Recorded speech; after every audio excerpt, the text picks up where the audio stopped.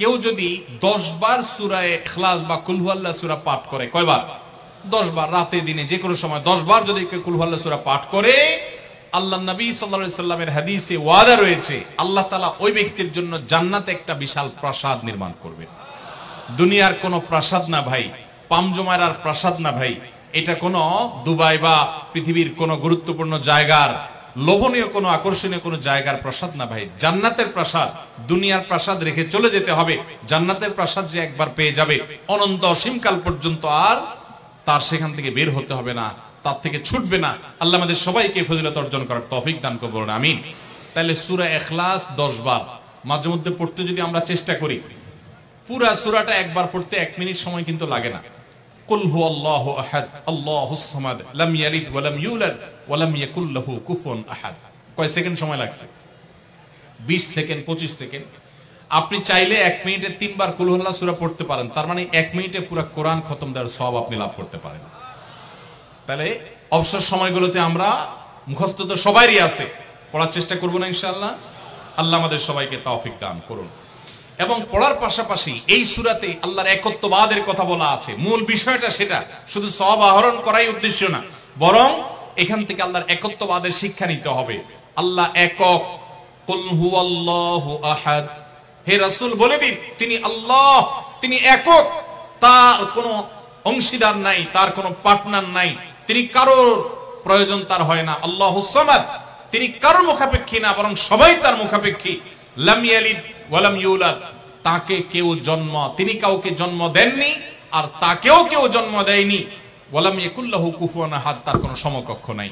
ভাইরা আমার, আমাদের সমাজে এক শ্রেণীর নাস্তিক আছে, বরং সকল নাস্তিক ইসলাম এবং মুসলমানদের প্রতি বিদ্বেষ লালন করে, তাদের বড় অংশ। এই নাস্তিকদের একটা কমন প্রশ্ন হলো, তারা বলে আল্লাহ যদি আমাদের সবার সৃষ্টিকর্তা হয় তো আল্লাহর সৃষ্টিকর্তা কে? নাউজুবিল্লাহ। এরকম একটা প্রশ্ন নাস্তিকরা করে। নবী সাল্লাল্লাহু আলাইহি সাল্লামকে কোন কোন মুফাসসিরদের মতে এই প্রশ্নটাই করেছিল ইহুদিরা। কারা প্রশ্ন করেছিল? ইহুদিরা। সেই জবাবে আল্লাহ তাআলা এই আয়াত নাযিল করেছেন এবং জানিয়েছেন যে আল্লাহ তিনি কারোর জন্ম দেওয়ার মুখাপেক্ষী নন, তিনি তাকে কেউ জন্ম দেয়নি, তিনি কারোর মুখাপেক্ষী নন। এখন প্রশ্ন হতে পারে, আচ্ছা আল্লাহ তাআলা তিনি আমাদের সৃষ্টি করলেন বুঝলাম, তাহলে আল্লাহকে কে সৃষ্টি করলো, যেটা নাস্তিকরা করেছে। এই প্রশ্নটা একটা অমূলক প্রশ্ন এবং ভুল প্রশ্ন। এই প্রশ্নটা একটা ভুল প্রশ্ন। কিভাবে ভুল প্রশ্ন? আল্লাহ তাআলা কি সৃষ্টি না স্রষ্টা? সবাই উত্তর দেন। আল্লাহ কি সৃষ্টি নাকি সৃষ্টিকর্তা? আল্লাহ যদি সৃষ্টিকর্তা হন, স্রষ্টা হন, তাহলে তার আবার যদি সৃষ্টিকর্তা খোঁজেন, সৃষ্টিকর্তার জন্য যদি আবার সৃষ্টিকর্তা খোঁজেন, তাহলে তিনি তো আর সৃষ্টিকর্তা হলেন না, তাহলে তিনি সৃষ্টি হয়ে গেলেন। কথা বুঝেন নাই? যার স্রষ্টা থাকে তাকে সৃষ্টি বলে। আমার একজন স্রষ্টা, এক সত্তা আছে, স্রষ্টা, যিনি আমাকে সৃষ্টি করেছেন, আপনাকে সৃষ্টি করেছেন, তাহলে আমরা হলাম সৃষ্টি। যাকে কেউ সৃষ্টি করে তিনি হলেন সৃষ্টি।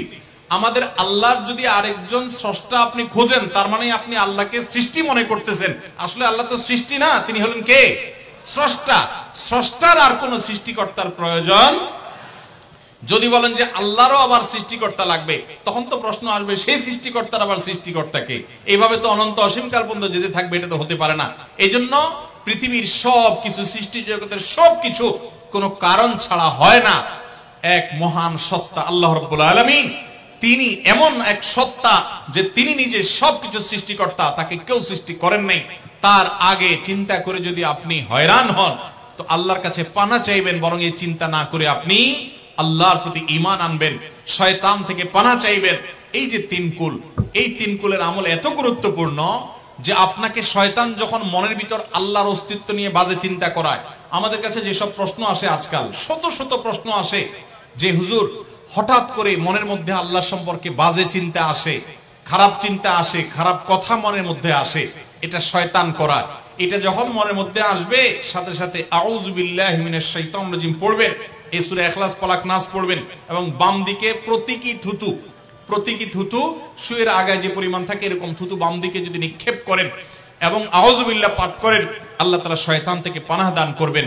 এবং মনে রাখবেন মুসলমানের মনের ভিতরে আল্লাহ সম্পর্কে বাজে চিন্তা আসলে বুঝতে হবে যে ইবলিস হাজির হয়ে গেছে। কে হাজির হয়েছে? ইবলিস আমার মনের ভিতরে কুচিন্তা ঢুকাচ্ছে। এটা মনে হওয়ার সাথে সাথে আমি আরো জোরসে বলবো, কুল হুয়াল্লাহু আহাদ আল্লাহুস সামাদ লাম ইয়ালিদ ওয়া লাম ইউলাদ ওয়া লাম ইয়াকুল লাহু কুফুয়ান আহাদ। আল্লাহ আমাদের সবার ঈমানকে হেফাজত করার তৌফিক দান করুন।